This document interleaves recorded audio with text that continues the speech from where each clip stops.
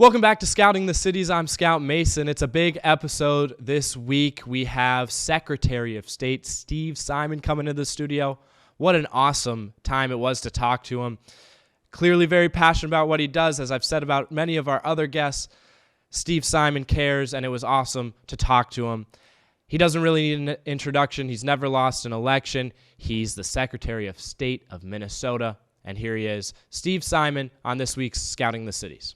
Alrighty, Secretary Simon, welcome in. I hope you're having a great day. Thank you for coming in. Thank you for having me. I appreciate it. My pleasure. So you're in a big position here in Minnesota, Secretary of State, big position nationally, especially with everything that's gone on in the last few years. I want to start with how you got here, though. Growing up in Hopkins, in Minnetonka area. Right. Going to high school there, and then how do you work your way to, you went to school in Massachusetts. Right. And then work your way into, becoming a lawyer, and then here in this position. Right. You basically summarized it. Yeah. No, but I mean, I think for me, in terms of my own, I would go back even further. If I had to date the onset of my interest into all of this stuff, I would say it was even elementary school. And back then, my parents had two hard copy news sources that were lying around the house all the time. One was the Star Tribune newspaper. We took the physical copy of that paper every day, so it was on the breakfast table when I came in bleary-eyed getting ready to go to school. And then they had Time Magazine, the weekly news magazine. And I remember it was just lying around. They never forced it on me. They never said, eat your vegetables and read your Time Magazine or anything like that. But it was just lying around. And I'd look at headlines. I'm 8, 9, 10, 11 years old. I'm looking at these headlines. It could be a famine or a war or a sports score or an election or whatever. And it got me curious. And over time, I developed a rooting interest in outcomes, meaning, all right, here's what the headlines are today. What do I want them to be tomorrow? And that, to me at least, naturally led to an interest in the political sphere, because that deals with outcomes and preferred outcomes on a range of issues. And so that's what really lit the fuse or the spark for me.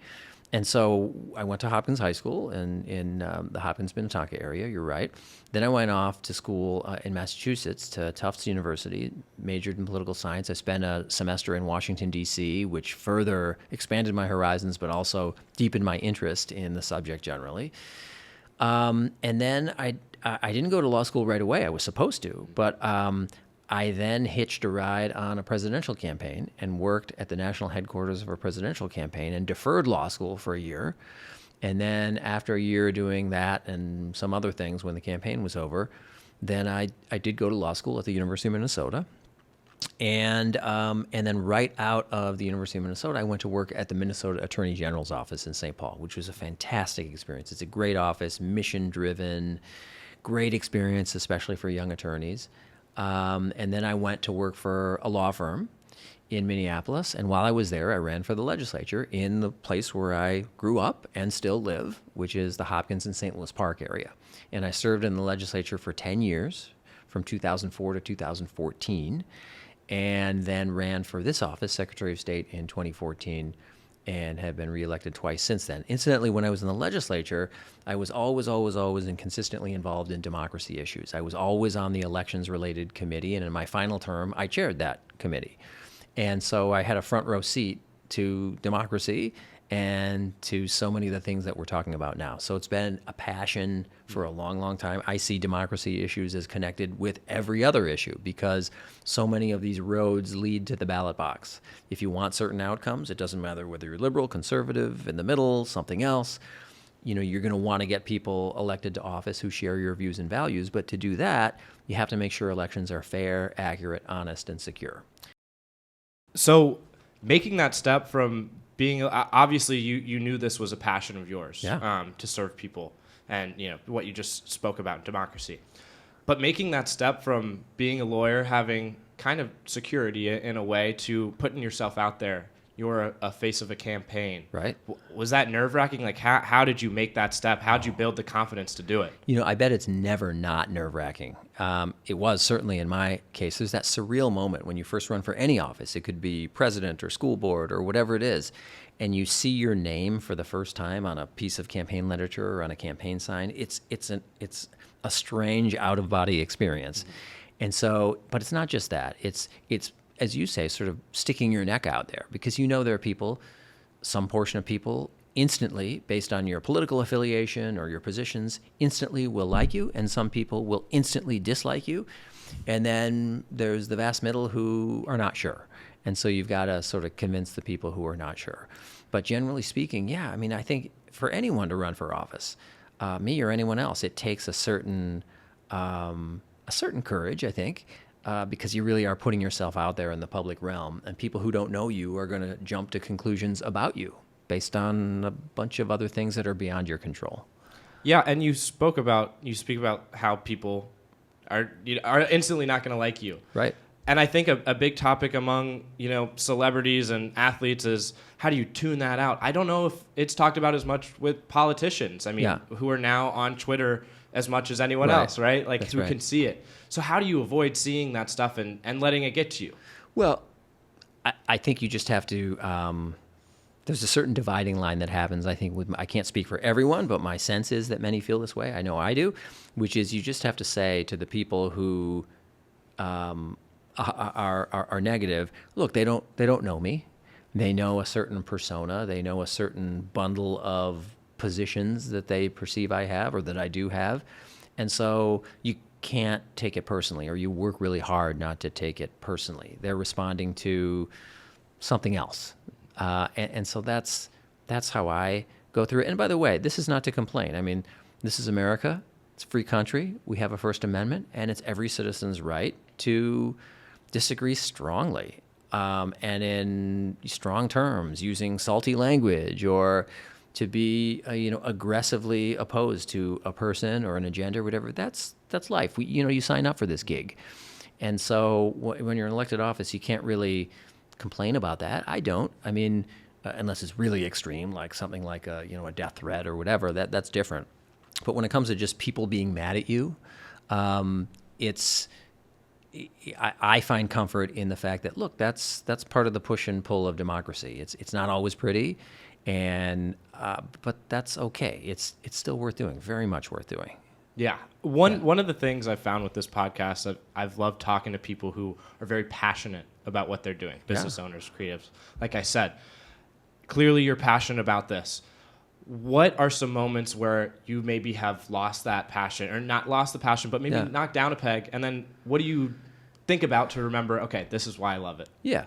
I've never lost the passion, no matter what has happened, ever, not even for a second.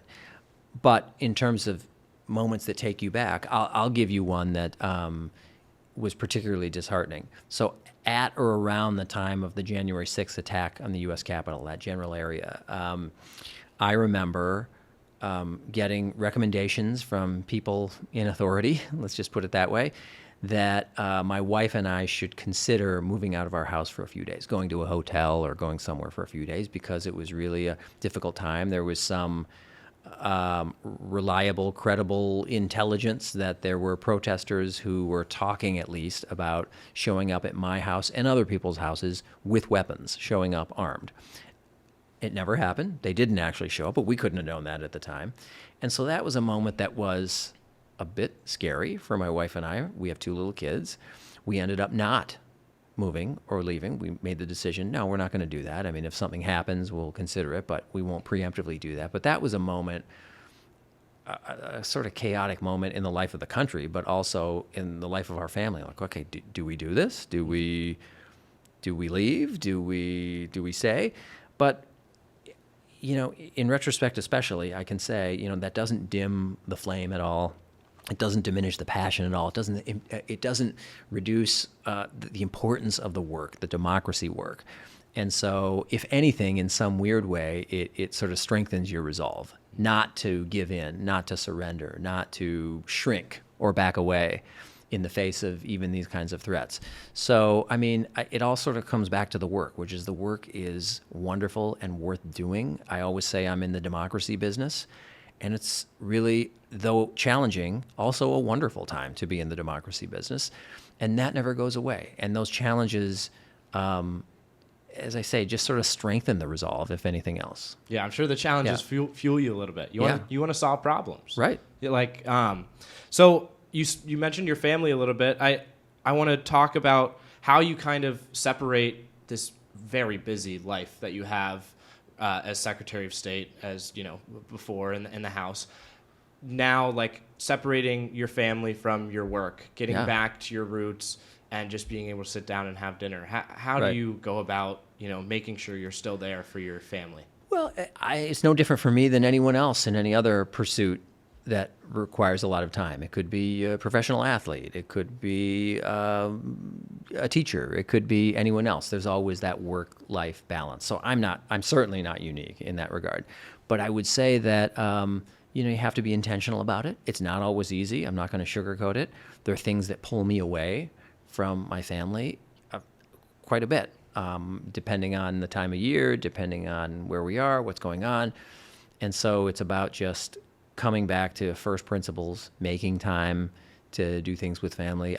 We just did a family vacation, which was wonderful, and making that time, carving out that time when you can to do it. That's the best advice I could give. But boy, if anyone had the silver bullet advice, I'd love to hear it, because anyone who has a busy professional life in any way faces the same issue. Not just me, not just people in elective office, business owners, everyone. And so all I can offer up is my own intention to be intentional, I guess, about carving out time. Yeah. Yeah. One thing you always talk about is how you're for Minnesotans. You're not, of course you're part of the DFL, right? Yep. But you're for all Minnesotans. Yeah. You talked about how, of course, people are going to, dislike you just because of that party affiliation. But throughout your career, you've tried to kind of make it, I'm for Minnesotans. Right. How have you gone about doing that, and how do you think you've sort of bridged that gap to make people understand that you are for everyone? Well, I'll tell you, this job really is unique among other political jobs or elected jobs in Minnesota. The word unique gets thrown around a lot, more than it should. Unique truly means one of a kind. And this office is one of a kind. There is a responsibility in this office, I would say more than just about any other office, given the nature of the work, helping to coordinate and helping others to run elections. There is a responsibility that the holder of this office, whether it's me, my predecessor, my successor, someone who's a Democrat or Republican, something else, there is a responsibility to be absolutely fair. You have to. It's okay to have political ideas and principles and positions. Everyone does. I run with a party label, as you said, but you have to leave that stuff at the door. Not your values, of course. You don't leave your values at the door, but your political affiliations or any other political loyalties you might have, you have to leave those at the door, and you have to do this job fairly. Because you have to make some judgment calls often, and sometimes people who are political allies of yours won't like those. I mean, I always talk about the fact I have been sued twice by my own political party, and we went all the way to the Minnesota Supreme Court. I won both times, and I wouldn't do anything different. I thought they were wrong. They thought I was wrong. That's what judges are for, by the way. There's nothing shameful or bad about a lawsuit. All it means is I have a particular position on the law. Someone else says it's wrong. I think their position is wrong. We can't resolve it. That's why we have judges. They resolve exactly those kinds of disputes. But the point of all this is that, I hope that demonstrates in both of those cases and others with other sort of would-be allies that I have to, and we have to in our office, call things like we see them. We have to make judgments that are best for every voter. It doesn't matter how they vote. It doesn't matter what their political affiliation is. It doesn't matter what their ideology is. The point is, my job and our job is to follow the law and to make sure, as much as we can, that Minnesota voters, regardless of their political affiliation, have the opportunity to vote. If they vote for a particular political party, that is none of my business. It's about opening up the process for everyone, making sure access is free, making sure elections are fair and accurate and honest and secure. That's the bottom line. and all of the other political stuff, it's important on the official side of this office to really drown that out. And you've pushed some new laws over the finish line regarding, election, getting people to vote. 16, 17-year-olds pre-registering, people who are coming out of prison who can vote now. That's right. Why is that important for you, I guess, personally, and then for all Minnesotans, or just across the United States, Americans? Yeah, well, this is an exciting time, as I said, to be in the democracy business. One of the reasons it's so exciting is we just finished in Minnesota a legislative session which was epic. It was one for the ages. It's not an exaggeration to say that at least in this lane, in the democracy lane, but really in many other lanes, but in the democracy lane, this was the most consequential, impactful legislative session in 50 years. Really, this comes along a couple times a century. No joke. So you would have to go back to literally 1973, 50 years ago, to find a more impactful session. That was the year, 1973, when Minnesota adopted what I still call the jewel in the crown of our election laws, which is same day or election day voter registration, meaning you don't have to register before the election. There's no cutoff like there is still to this day in the majority of states. Rather, you can stroll in on the day of the election to your polling place, having never registered before, or maybe in need of refreshing your registration. Maybe you moved, maybe you had a name change, whatever the reason, and you can do that on game day. Well, that was 1973. 50 years later, a number of once-in-a-generation reforms were just passed, and I'm really excited about the work now of implementing those things. Yes, I and others worked on these for years. Now that we got them across the finish line, as you say, now we got to implement them, and we've got to do so with care, and we got to do so with fairness. So I'll tick off a few examples, and you named a couple crucial ones. One is pre-registration for 16 and 17-year-olds. This is a big deal. And by the way, all the things I'm going to tick off here, each and every one of them are nonpartisan in origin and nonpartisan in effect, meaning they came from a totally nonpartisan place, and they will have a total nonpartisan effect. They will not impact positively one political party over another. So one is 16 and 17-year-olds pre-registration. What does that mean? It doesn't mean you're actually registered. It means if you're 16 or 17-year-old now in Minnesota and you're otherwise eligible, you're a citizen, you're a resident, all of that stuff, you can sign up, basically fill out a form online or on paper, and get in line to be registered. It enables the checking and the screening and the filtering to be done early so that, boom, on your 18th birthday, if everything checks out, if you are who you say you are, for example, then you're going to be registered to vote. You don't have to think about it. And studies have shown in other states that it has a meaningful impact. It's not just happy talk. It's not just theory. It has a real impact on the likelihood that a person will vote that first time they're eligible, 18, 19, 20, et cetera. We also passed automatic voter registration. Which is a little bit of a misnomer in this sense. It's not automatic in the sense that some, software is registering people or a computer or whatever. Real human beings are still filtering and screening people. The automatic part comes in with the intention of the voter. So right now, if you go in and get a driver's license or renew a driver's license or get a state ID, the law before this was that there was a box you could check saying, register me to vote. I want to be registered to vote in addition to getting or renewing my driver's license. This will just presume the opposite. Instead of an opt-in where the citizen has to check a box, you don't have to check a box anymore. It will just assume you do want to be registered to vote unless you say no. And you can say no always, the next day, the next week, the next month. And that's a way of getting hundreds of thousands of Minnesotans into the system, checked earlier, get our voting rolls, which are already clean, even cleaner, even earlier. So it's a security measure as well as getting a lot of eligible but unregistered people on the list. And then another one I would highlight that you did too is restoring the right to vote in Minnesota for people who have left prison behind. They've done their time. They've been finished with their time sometimes years and even decades ago. 55,000 Minnesotans will now have their right to vote back.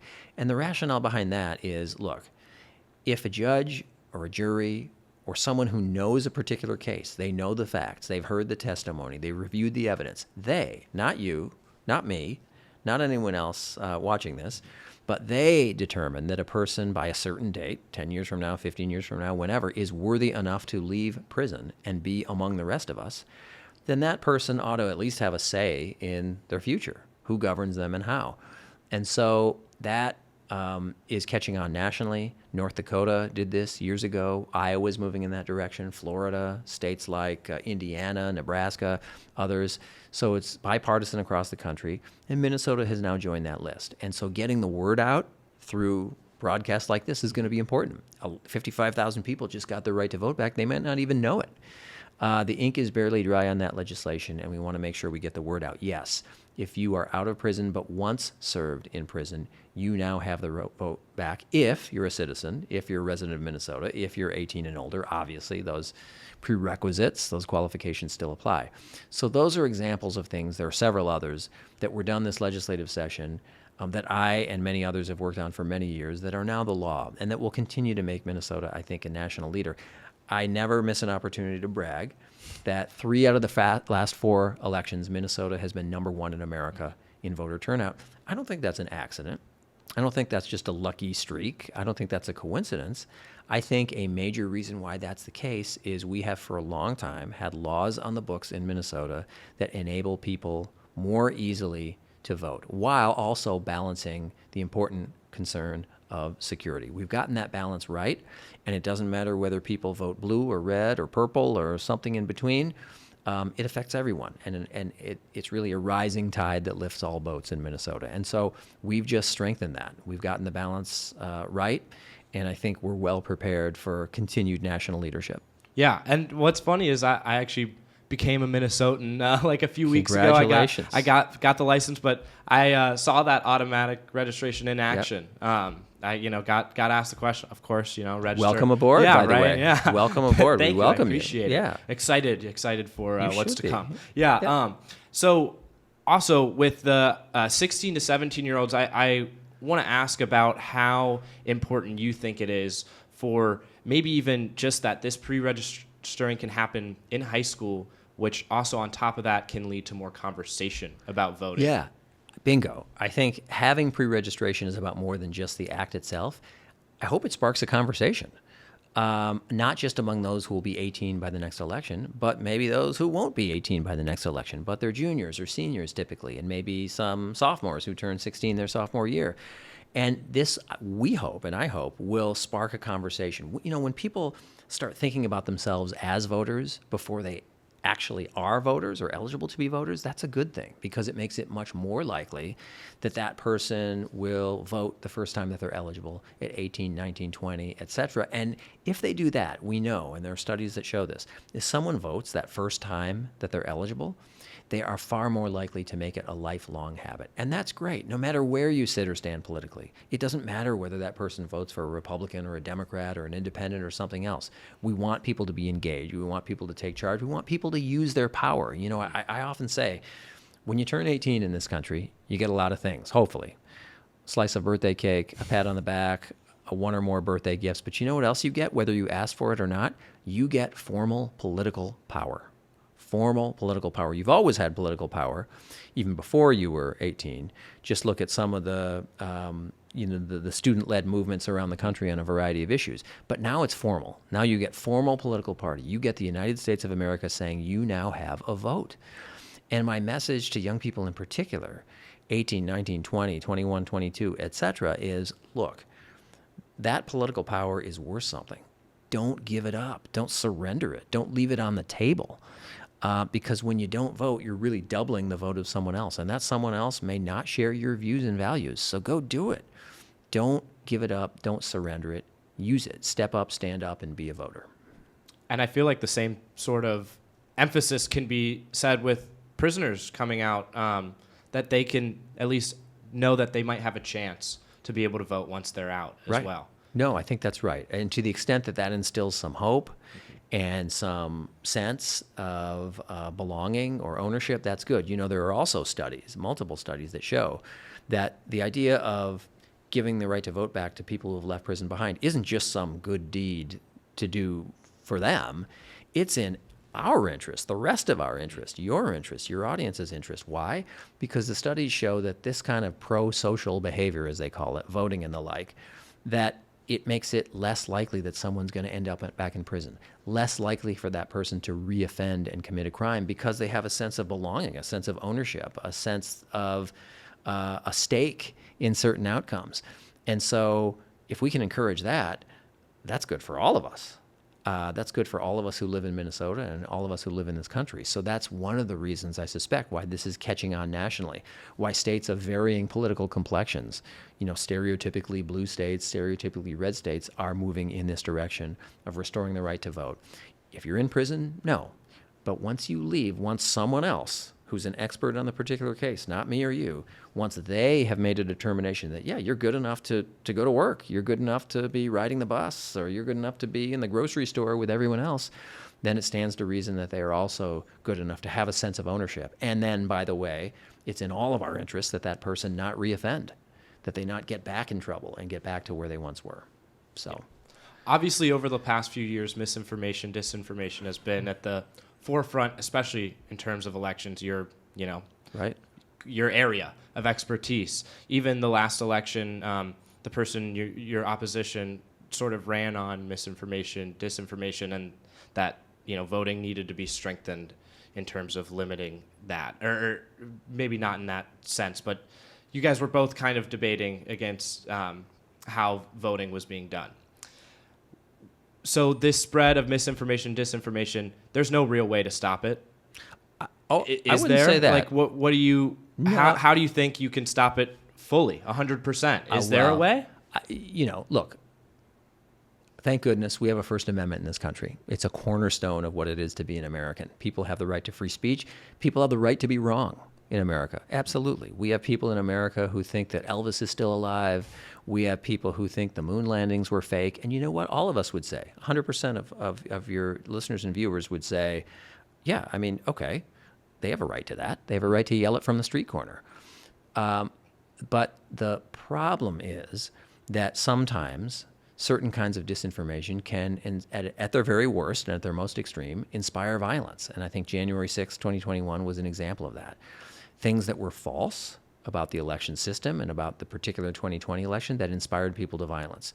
So it's not that people don't have a right to say or believe anything they want, but we also who know what the truth is, have a responsibility to lead with the truth and to counteract things that are false, whether it's Elvis being alive or anything else. In my case, I don't have any problem with someone saying Elvis is alive. That's fine. But in my lane, in my job, it is my responsibility to lead with the truth, to push back against disinformation, particularly where it appears to be intentional, that it is spread and peddled for political purposes, sometimes economic purposes, sometimes both. So sure, people can say things, but I too can and should say things to counteract that. And I really make a distinction here. I make a distinction, I think it's an important one, between people who intentionally peddle disinformation, national political figures and others, and everyday folks who have been taken in by some of this, most of this, all of this in extreme cases. But look, the way I look at it is this. What distills it into my mind is this. A little over a year ago, there was some national polling done that was really instructive for me, and I think people who are also in the democracy business. And so it's a little over a year old. It's a little stale, but I can't imagine it's changed radically since then. And it basically showed a quarter of people in this country are absolutely and firmly convinced, as I am, that our elections are fundamentally fair, accurate, honest, and secure. They certainly are in Minnesota. About a quarter think the exact opposite, that the elections are either sometimes or more than sometimes rigged, fixed, and stolen. But 38%, according to this polling, 38%, by far the plurality, are in the gettable middle. It's not a binary thing. Maybe they believe some of what's been said that's not true. Maybe they believe a little bit more than some, but they're totally persuadable. They don't know what to believe. And so my job is to speak to them and explain why the system is, in my judgment, fair, accurate, honest, and secure. To explain the many systems we have in place, speaking only for Minnesota for a second, the many systems and guarantees of trustworthiness that we have in place before, during, and after the election. And I think, based on my own experience, and I think the polling bears this out, when people come to understand or discover those things, they are far less likely to buy into certainly the most extreme variants of disinformation. And, I don't want to get too technical here, but, for people who think that elections equipment is changing votes from candidate A to candidate B, I'll speak for Minnesota for a minute. We have a rigorous pre-election testing process for all elections equipment in Minnesota. Keep in mind, our office, we don't count votes at the Office of Secretary of State. We never lay a finger on a ballot. That all happens with local governments, cities and towns and counties. And these are very often people that folks know, their friends, their neighbors, etc. And there are always people watching that work, checking that work, in advance of that work, making sure systems are ready. So in the example, just give this narrow example of elections equipment, one of the conspiracy theories flying around was, by the millions, elections equipment was changing votes from candidate A to candidate B. That is not true. I just want to say that is utterly false. And in Minnesota, I can tell you we have steps in advance. We have accuracy tests that are mandatory for all jurisdictions that own elections equipment. They are open to the public. Anyone can come and watch these local elections administrators put these machines through their paces. And then after the election, we check the work. Not only do all the counties in Minnesota, mandatory, they must check the work, but then we check the work as well in the Office of Secretary of State. So the point isn't to get into this sort of a tutorial on the elections process as much as it is to say one way to counter disinformation is just to get the word out about the many levels of oversight and accountability in our system. And that person will be less likely, I wouldn't say entirely unlikely, but less likely to buy into the grander, more extreme conspiracy theories. So it is a fight that can be won. But look, in a country as ours, like ours, which is as free as ours, people should have the right to say whatever they want to say. Even if it's misguided, they have a right to be wrong. But I also have the obligation to push back and to persuade that person and the people who are listening to that person about what the facts are. Yeah, and you also mentioned like there's ways to prove it, Right. that this election system is Exactly right. double checked and triple checked and however Exactly much. right. There's one quote I always remember growing up as a kid. I'm a hockey guy. I played the NHL video games. So weird topic for me to push on, but in one of the games, the commentator says, you got to be good to be lucky and lucky to be good. Where do you count yourself lucky to be in this position where you are? Are there any moments where, man, if something else had happened, you wouldn't even be close to where you are, whether it's personal life or professional? Oh, absolutely. I think anyone who's honest will say that. Mm-hmm. I don't believe that any person is truly self-made. I don't. You talk about self-made millionaires and billionaires. I think that's a bunch of bull. Not that people in those positions don't deserve a ton of credit for their own initiative and their own, their own drive and work ethic. That's not what I'm saying.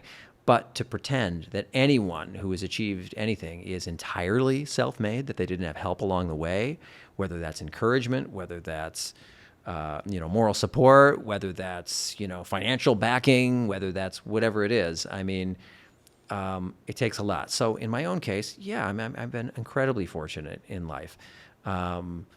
Starting from my own roots and my family, who was always encouraging to me, and being lucky enough to be, just through the accident of birth, born in a great place in the state of Minnesota, in the United States of America, in the late 20th century. I mean, that I had no hand in that, right? So even those kind of accidents of birth, I and others owe a lot to that.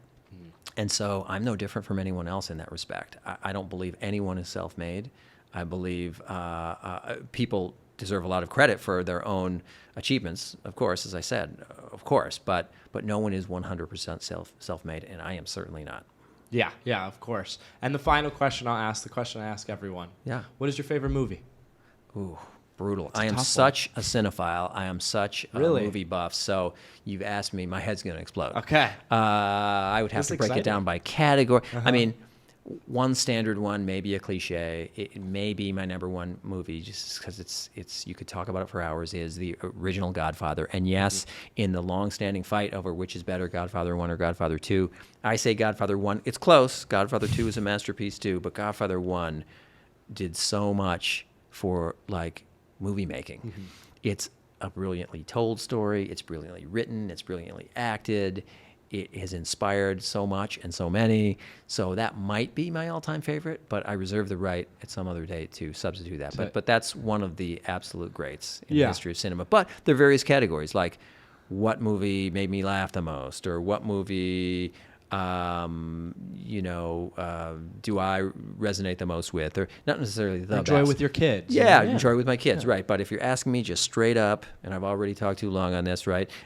What is my favorite movie? I mean, that is one of the ones that absolutely comes to mind because it's just an absolute classic and masterpiece, and I think always will be. Well, there's a reason it's considered the best movie of all time by so many, right? Well, thank you, Secretary Simon. I really appreciate you coming on. My pleasure, always. It's been awesome. And welcome to Minnesota. Thank you. I appreciate We love it. having you. We love that we've snagged you from North Carolina. Yep. All right. Official Minnesotan. And now we're all set. Thank you, Secretary Simon. Thank you. Appreciate it.